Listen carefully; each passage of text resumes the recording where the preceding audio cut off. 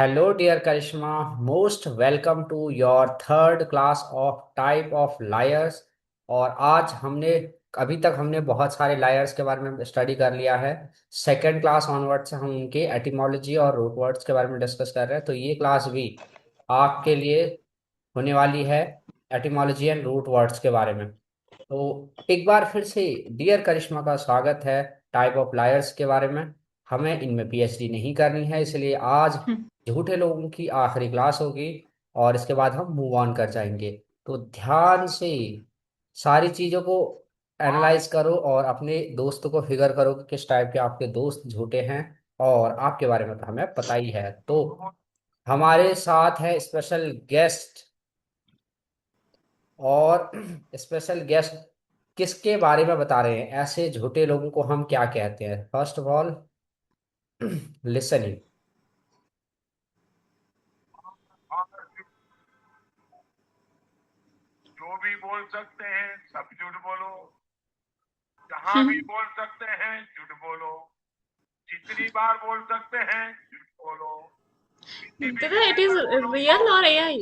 सबसे झूठ बोलो। एक ही काम, झूठ बोलो झूठ बोलो झूठ बोलो। बार बार बोलो, बार बार बोलो, बार बार बोलो। हर जगह पे बोलो और जोर जोर से बोलो।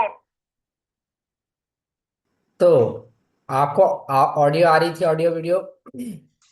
या थोड़ा वॉल्यूम कम आ रही थी बस। ओके, वॉल्यूम कम ही है। बट तो मोदी हम्म। जी कह रहे थे, again I don't know why Modi ji is here, but Modi ji हमें सिखाने के लिए आए हैं, इसलिए। तो the question naturally arises that which type of liars Modi ji is talking about. तो आप क्या बता सकते हैं किस टाइप के लायर्स के बारे में मोदी जी बात कर रहे थे? Incorrigible liar. Think again. बार बार झूठ बोलो, झूठ बोलो, बार बार झूठ बोलो। चलो, झूठ बोलो, बार बार झूठ बोलो, झूठ बोलो, बार बार झूठ बोलो। एक मिनट। इनकॉरेजिबल नहीं था ना? कौन सा लायर था फिर? बार बार झूठ बोलो। इनकॉरेजिबल ही तो है दादा। नहीं, बार बार झूठ बोलो नहीं है इनकॉरिजिबल। इनकॉरिजिबल है जिसको हम करेक्ट नहीं कर सकते। बार बार झूठ बोलो तो हम कहते हैं इनवेटरेट लायर। क्रॉनिक लायर, ठीक है। Chronic lawyer. क्रॉनिक लायर के बारे में हमने पढ़ा था, again and again, happening again and again, time lying again period, and okay. Again, बार बार झूठ बोलते हैं। अब देखो, अब इसमें क्या है, chronic, recurring again and again. तो a chronic problem, so it is not only restricted to the liars, but we can also use that a chronic problem never ends, okay, it come again and again। तो इसका जो हमारे पास होता है noun होगा, that is chronicity. Chronicity. So meaning of the chronicity would be the condition और the quality of being chronic, meaning repeating, recurring, repeated occurrence over time, okay, chronicity। Now the important word is anachronism। Anachronism, can you pronounce the word? अनाक्रिज्म। अनाक्रिज्म। अनाक्निज्म। Anachronism, anachronism। O, अनाक्रिज्म। anachronism, nism, okay, anachronism। अनाकनिज्म। Hmm. So it means out of time, out of date, belonging to another era। Example जैसे, तो मैं एक आपको story बताता हूँ। मैं जब phone लेना चाह रहा था, मैं एक फोन लेना चाह रहा था जिसकी कैमरा क्वालिटी अच्छी हो ताकि मैं वीडियो रिकॉर्ड कर सकूं। इसके लिए मैंने काफ़ी सर्च किया और काफ़ी महंगे आए।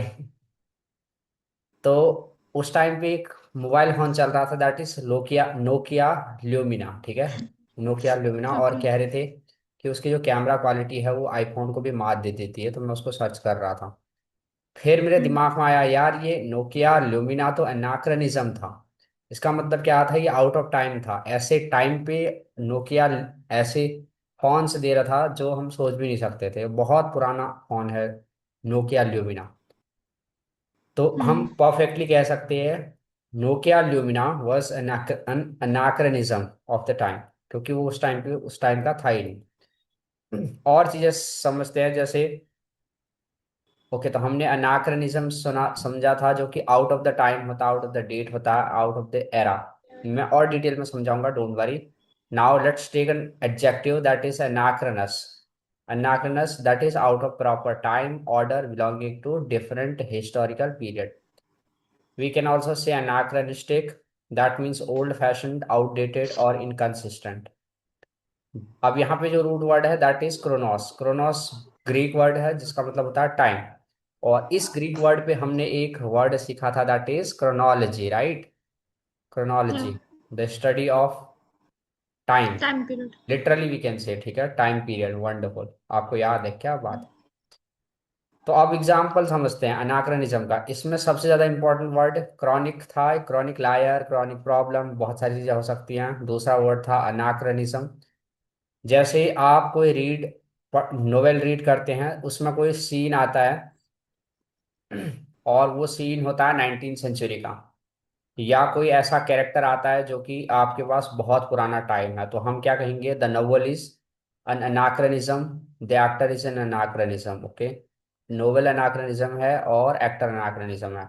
आपका दोस्त बातें करता है, सोचता है, ड्रेस पहनता है और एक्ट करता है पुराने टाइम के, ओल्ड फैशन टाइप के, बहुत पुरानी बातों के बारे में, तो हम कहेंगे, यानी टाइम ऑफ शेक्सपियर के बारे में, तो हम कहेंगे इसको एक अनादर अनाक्रनिज्म है। जैसे मेरा जो हेयर स्टाइल है that is old vintage classical, ठीक है। मुझे जो लाल पीले बाल कराते हैं वो पसंद नहीं है, पॉपुलरली द जेंजी स्टाइल। तो मैं अपने हेयर्स को कह सकता हूँ my hairs are anachronism. Okay, my you can also say that my hair style is an anachronism. Science fiction deliberately an anachronous, okay, because they always talk of futuristic thing. It is not restrictly related to the past thing, but as well as to the future thing as well. So rightly we can say that science fiction is also anachronous, okay। यानी ये भी ऐसी चीजें के बारे में बात करता है जो आउट ऑफ द टाइम के बारे में। Getting it. यस। तो अनाक्रनिज्म का मतलब बेसिकली आउट ऑफ टाइम होता है, ये पास्ट का भी हो सकता है और फ्यूचर का भी होता है, समथिंग आउट ऑफ। अब एक और वर्ड है, इसमें बहुत सारे लोग कंफ्यूजन होते हैं, that is something out of place. कोई चीज जगह से बाहर है, प्लेस के बाहर है, तो इसको हम कहते हैं incongruous. Incongruous, okay. Can you pronounce the word incongruous. In incongruous. Yes, it means something out of place. अब यहाँ पे मैंने वर्ड है इन कॉन्ग्रोस। कॉन्ग्रोस बेसिकली पॉजिटिव दिखाता है, सो इन मस्ट बी नेगेटिव हेयर। दूसरा कॉन क्या मतलब होता है, तो मैंने आपको बताया था सिंक्रोनाइजेशन के अंदर, है ना, इसका मतलब क्या होता है, टुगेदर। तो कॉन मतलब टुगेदर विद और टुगेदर। और फिर उसके बाद यहाँ पे जो ग्रोस है इसका मतलब होता है प्लेस से रिलेटेड, ग्रीक में। तो साथ में नहीं है, प्लेस में नहीं है, एक दूसरे के अलाइन नहीं है, नहीं है, नेगेटिव दिखाता है, that is incongruous. Okay, okay.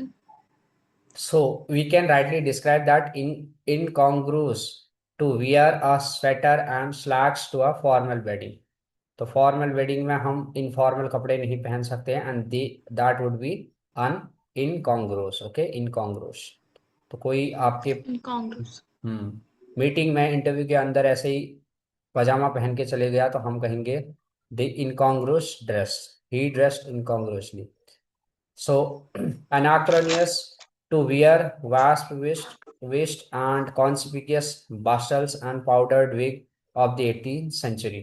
अगर हम 18th सेंचुरी की चीजें पहनते हैं, ये लंदन का या फिर वेस्टर्न कंट्रीज का कोई फैशन है, मान लो कि 18th सेंचुरी के इंडिया के जो भी होते हैं, इसको हम कहते हैं अनाक्रनिस है। जबकि आउट ऑफ द प्लेस होगा जो इंटरव्यू के अंदर पजामा पहन के चला गया, ठीक है, वो परफेक्ट ऑर्डर में नहीं है, तो हम उसको कहेंगे incongruous. Okay, the noun should be incongruous, and the noun of the incongruous is incongruity। Incongruity, can you pronounce the word इनकॉन्ग्रुइटी। ity? इनकॉन्ग्रुइटी। Wonderful। इनकॉन्ग्रुइटी। अभी तो हमारे पास बहुत सारे हैं, तो हमने क्रोनोलॉजिकल के बारे में स्टडी किया था, सो arrange in a correct time and order. Okay, chronological relating to event in that order of the order happened. Like we have first the ancient history, then medieval, and then the modern. So they are perfectly aligned in a chronological order. Okay, the pronunciation is chronological, chronological, chronological. Hmm. Can you pronounce it? Chrono, chrono, Chron- chronological, Chronological. Okay, wonderful. Then we chronological. have talked about the chronology, and chronology is the science and study of the arranging event according to the time. Then who is a chronologist? You better know, right? One who study, one who is expert on this. Now, what is a chronometer? So, chronometer is a measurement of, meter means, metron means measurement, chrono means time, the measurement of time. So it is basically referring to instrument or devices. Okay, rightly the Okay. watch or the smartphone we have today. Then we have chronometry, measurement of that also thing, chronometric, relating to the accurate measurement of the time. That's it. The adjective noun form they are talking. तो अभी मैंने एक बात करी थी, that is synchronisation. अगर मेरी left clap right के साथ मैच हो जाती है तो they are in a synchronous. Okay, they are synchronized. क्या क्या एक बार फिर से बता, क्या चीज? ये बज रही है लेफ्ट और ये बज रहा है राइट, अगर ये दोनों मैच हो हाँ। जाएंगे सो दे आर ओ जैसे सिंक्रोनाइज्ड. जैसे हम परेड करते हैं ना। यस, क्या बात है, वंडरफुल एग्जाम्पल. हम्म। परेड करते हैं तो हमारे फुट और हमारे हैंड्स का मूवमेंट जो है they must be perfectly aligned और they must be synchronized with each hmm. Other. Okay, to each other. SYN, sync का मतलब होता है together. And then we have suffix that is ize. So synchronize का मतलब होता है, क्रोनोस का मतलब बेसिकली यहाँ पे टाइम होता है. ओके, मैंने शायद यहाँ पे कॉन का मतलब टुगेदर बता दिया था, very sorry for that. Hmm. Sync का मतलब टाइम होता है, वैसे कॉन का मतलब भी टाइम होता है लेकिन इस वर्ड में नहीं है. ठीक है, वर्ड में क्रोनोस है. Sync, chronos. सिंक मतलब together, chronos means time. Okay, जैसे हम बात कर सकते हैं टाइमिंग टुगेदर के बारे में या सेम टाइम और सेम रेट के बारे में. जैसे अगर आप स्विमिंग कर रहे हो, आपने परफेक्ट एग्जांपल दिया था परेड के बारे में. अगर आप स्विमिंग कर रहे हो तो आपके जो आर्म्स और लेग होने चाहिए वो सिंक्रोनाइज्ड होने चाहिए ताकि आप स्विम कर सको. This adjective is synchronous and the noun is synchronization. Okay, the noun form is synchronization. Please carefully note down the adjective and noun form of it. Synchronous and synchronization. Synchronization. The British people pronounce this as a synchronization, but you can pronounce it a synchronization. Okay, dear Karishma. Okay. Synchronization. Okay. When I become a disease, it is pathological. Pathological. Yes. Liar. Pathological, pathetic, Pathological. pathological. So there is not much stress in the beginning. As people say, pathological. No, it is not pathological, it is pathological. Okay. Pathology lab. Pathological. Pathology lab. Pathology. The same way we Pathology. say, we do not say technology, we say technology. Technology. Yes, little stress on the beginning. Technology. Technology. Technology. So now lie become a disease. So we call it a pathological liar or pathological condition. So this little cute kitten get sick, ill, and suffering from a disease. So we talk of disease, suffering of the feeling. So pathological is a disease. This meaning of the word ignores the root. Okay, pathological means disease. Because of the very fundamental reason, a lot of time we get sick, we get ill for one of the common reason, whether it might be a viral infection, viral attack, or a bacterial attack, and they are pathogens. Okay, and that's why we have Okay. pathological lab. They are basically examining our blood test, etc. Pathology is the science and the study of the diseases It basically studies the nature, causes, and how to heal it, how to cure it. Okay, pathology. So it nowadays the meaning evolved, the meaning of the pathology evolved. It is related to the morbid compulsion, forbidden, diseased, and abnormal physical condition of someone. Normal, distorted form of the normal, abnormal. Okay, if my hand is not like this, it is tilted, so it is abnormal. And also one's physical body may be abnormal or as well as mental abnormal. Okay. Okay, we Hmm. understood pathological and pathology. Pathos occurs in some of the English word, meaning it is related to the feeling as well. So I'll tell you a real incident. Somebody asked me how was the experience, how were the child. I will not say where it happened, but I said the child were sad, they were not excited, enthusiastic, energetic. They were exhausted, enervated, and they were pathetic. And then he immediately think that pathetic means bad. Pathetic. So I replied that I think we had studied different English. In my knowledge, pathetic basically means sad in the like diseased condition. Okay, if you are having cough, fever so much, so you will be sad naturally. You will be like exhausted, and the condition we can describe is a pathetic. आप बीमार हो गए तो naturally आप sad हो गए, तो हम आपको कहेंगे कि आप पैथेटिक हैं। ऑफकोर्स आप सैड हो गए, ठीक है। तो पैथेटिक Hmm. इस डिग्री को दिखाता है। समझ में आया बेटा करिश्मा? Yes. सैड का मतलब सैड होना होता है, ये मूड स्विंग होने की वजह से होता है, लेकिन पैथेटिक मतलब होता है जो काफी ज्यादा सैड है और कुछ कॉजेस की वजह से, क्योंकि वो बीमार है, ठीक है। Okay. अब यहाँ पे हमारे जो पैथोस है, इसका मतलब फीलिंग से रिलेटेड होता है। तो पहला एग्जाम्पल है आपके पास सिंपैथी। सिंपैथी का मतलब बताओगे बेटा करिश्मा? सिंपथी मतलब होता है कि बताऊं, सिंपथी मतलब होता है कि किसी के किसी के प्रति चलो, कुछ। अगर सिंपैथी हो रही है तो मैं मुझे सिंपैथी हो रही है, मैं एग्जांपल देता हूँ। तो तुम्हें मेरे साथ, मैं दुखी हूंगा तो तुम दुखी होगी कि खुश होगी? नहीं, मैं भी दुखी होंगी। हाँ, अगर मैं खुश हूं तो तुम भी खुश होगी। इसका मतलब हाँ। सिंपैथी होती है। अब यहाँ पे पैथी सैडनेस को रिलेट दिखाता है। अगर आप कहना चाहते हो कि कोई एक्सट्रीम लेवल पे सैड है तो आप कहोगे उसको पैथेटिक है, ठीक है। Not pathetic but pathetic. Pathetic. और यहाँ पे वर्ड वापस से आता है, दैट इज SYN, सिन। लेकिन ये सिन एन जो है एम में कन्वर्ट हो जाता है। विल डिस्कस इट लेटर कैसे होता है। लेकिन सिंग का मतलब होता है टुगेदर। तो सामने वाला सैड और आप भी सैड हो जाते हो, तो इसको हम कहते हैं सिंपैथी होना। और सामने वाला sympathy. Happy, so you also become happy. Now you know this means against, and you probably know anti means against, right?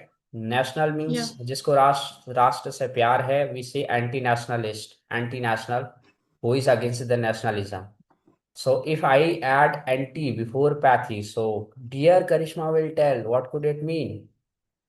that will be antipathy. Hmm.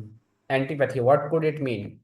Antipathy. It can be मतलब जैसे आप खुश हो तो मैं दुखी हो रही हूँ, आपकी खुशी में दुखी हो रही हूँ। Lack of Yes, wonderful. Feeling. Lack of empathy कह सकते हैं, ठीक है, empathy. Lack of empathy. Okay wonderful, हमने सिंपैथी सीख लिया, एंटीपैथी सीख लिया, और एम्पैथी सीख लिया। तो आपके लिए होमवर्क है, वैसे तो बहुत नॉर्मल है, आ जाएगा। एम्पैथी और सिंपैथी के बीच में डिफरेंस पता करोगे, ठीक है। ओके। और अब एक और इम्पॉर्टेंट चीज, आप अपने घर से बहुत दूर गए, और ऐसा कौन है वो द लव्ड वन आपके बारे में जो बहुत ही बुरा मतलब सोचेगा। अगर आप दुखी हो गए तो उतनी दूर से ही दुखी महसूस करेगा, और आप खुश हो गए तो उतनी दूर से ही खुश होगा। होगा नहीं, होगी। And that will be your none other than your mom and dad. Okay. Hmm. किसी और के बारे में सोच रही थी क्या? नहीं नहीं। तो ऐसी कंडीशन को, अब यहाँ पे दूरी आ गई है, डिस्टेंस आ गई है, ठीक है। पैथी तो हो ही रही है हम्म। ना, पैथी तो हो हम्म। ही रही है, डिस्टेंस आ गई है। डिस्टेंस के लिए हमारे पास वर्ड है that is tele. Okay, tele. Now Oh. your mom is having telepathy with you. That's why she is always calling, okay, dear Karishma, had you taken your lunch, breakfast, etc. Every time. Your Yeah. dad too, okay? So they are having Hmm. telepathy with you, okay? तो इस tele पे भी Okay. हमारे पास दुनिया भर के word होते हैं, जैसे कि जितने भी रूट बता रहा हूँ ना, इंग्लिश में इतने दुनिया भर के वर्ड होते हैं। टेली के मुझे बहुत सारे आते हैं, जैसे हमारे पास टेलीविजन होता है। टेली मतलब डिस्टेंस, विजन का मतलब होता है दृश्य, दूर से आने वाले कुछ पिक्चर्स फुटेजेस के बारे में टेलीविजन है, वही तो टेलीविजन करता है। टेलीफोन, फोन का मतलब लिटरली साउंड होता है, we will discuss it, okay. Cacophony basically means telegram. Sound. Telegram. Telegram, yes wonderful. Telegram, telescope, television, tele, many many word, okay. Then a Okay. pathologist is an expert. So he examine your tissue, your blood. Basically, he's also examining your tissues in the blood as well, performing autopsy and biopsy or performing diagnosis. Okay, and you better know what Hmm. is autopsy and biopsy till now, don't you? Yes. Yes. I know. And he also performed diagnosis. Exercise time, dear Karishma. भगवान भगवान। Exercise makes practice makes you perfect, okay. तो हमने आज basically Hmm. Pathy और time के बारे में बात करी थी। झूठ बोलो, Hmm. बार बार झूठ बोलो, दोबारा दोबारा झूठ बोलो, एक, Hmm. और दूसरा बीमारी लग गई है जिनको। तो अब आपको यहाँ पे इन Yes. रूट का मीनिंग बताना है। चलो मैं आपको क्विकली बता देता हूँ, समराइज करा देता हूँ। एना और ए और एंटी और dis basically means negative prefix, okay. Wherever they are being used, ana, a, anti, dis, they are negative. Con means together, as we discussed in the synchronization. In also means negative prefix. Logos means science and study. Metron means measurement. Sin or sim means together, with or together. Eyes is a verb prefix. So whatever, whenever we put ize before any word, after any word, it becomes verb. Okay. Pathos means disease, suffering, feeling. Anti means against. M means in. Okay. Now I think your homework has been sorted out. Sim means together. M or N means in, inside, empathy. So telling means distance. Still, you have the home assignment to figure out the difference between empathy and sympathy. Now, can you pronounce these words? The speaking challenge. Okay. Okay. First one is Chrono.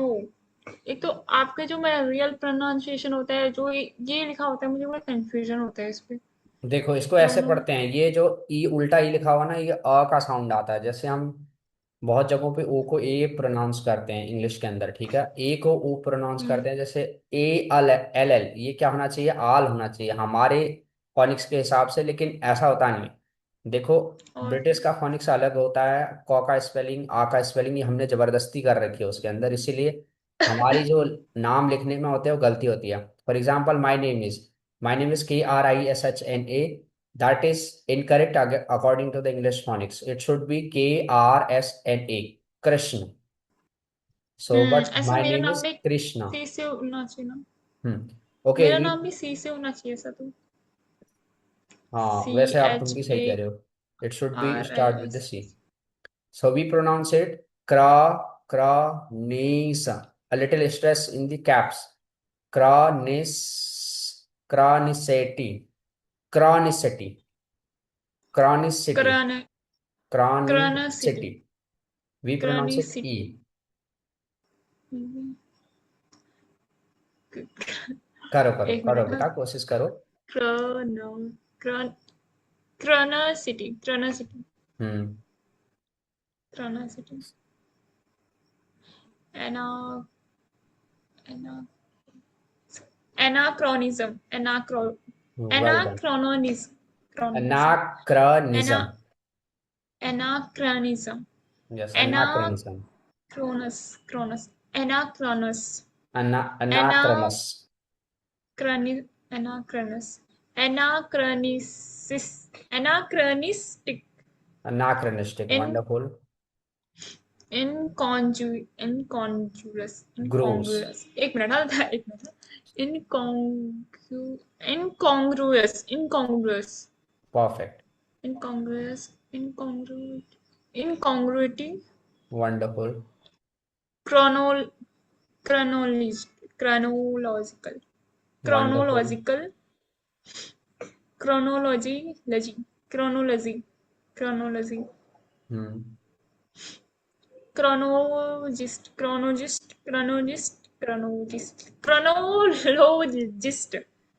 No, chronologist chronologist, chronologist not logist, chronometer logist. chronologist Wonderful. chronometer chronometry chronometric chrono क्या है है सिनिक्रोनोवाइज Synchronize. synchronize Wonderful. synchronize synchronization Wonderful. synchronous chronos Synchronous. क्या बात है, make a big round of applause for dear Charisma and actually exercise round begin. So sit up to like our monkey brother and ready for exercise. सो अब हम exercise के अंदर क्या करने वाले हैं, तो प्रोनाउंस करने वाले हैं वर्ड को। अभी तो बहुत सारे वर्ड है। चलो ओके आज के काम करते हैं, आज के पैथोलॉजी लिए प्रोनाउंसिएशन ही रखते हैं, ठीक है।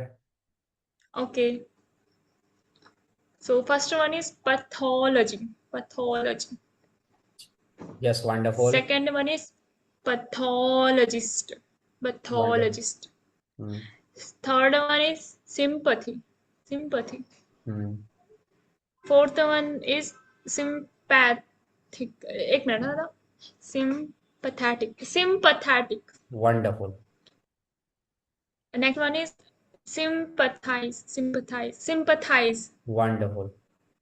next one is antipathy wonderful. antipathetic next one excellent. antipathetic apathy pathetic. next one pathetic. sorry antipathetic wonderful. next one is apathy apathy apathy next last one is apathetic apathetic apathetic apathetic pathetic. apathetic wonderful. एक बार और देता apathetic Okay, all are good and you really pronounce this one, these one wonderfully excellent. Okay, तो धीरे धीरे आपकी pronunciation भी सुधर रही है और काफ़ी ज़्यादा इम्प्रूव होगा। आपको खुद की ही लहजे में काफ़ी चेंज देखने को मिलेगा, ठीक है। अब दूसरा है मैचिंग दी वर्ड। क्या कर लें या छोड़ दें? ठीक है कर लेते हैं मैच तो होंगे नहीं हाँ, वैसे अब तुम्हें याद होगी होंगे, ठीक है। तो नहीं द नहीं हुए फर्स्ट वन इतने इज भी नहीं हुए क्रॉनिसिटी। क्रॉनिसिटी। क्रोनोसिटी क्रोनोसिटी सिटी measurement of time no, it should not be chronicity, measurement of time. क्रोनोसिटी अच्छा वो क्रोनोमीटर होता है ना हम्म। सॉरी क्रोनोसिटी time piece advice and measurement नहीं ये भी नहीं होगा देख कहता था कल को करें इसको मैं थोड़ा रिवाइज कर लूंगी ठीक है। ओके, तो हम इसको कल को करेंगे एक्सरसाइज वाला पार्ट, और आज के लिए हम क्लास एंड करते हैं, ठीक है। थैंक यू सो मच और कुछ कहना चाहती हो? नहीं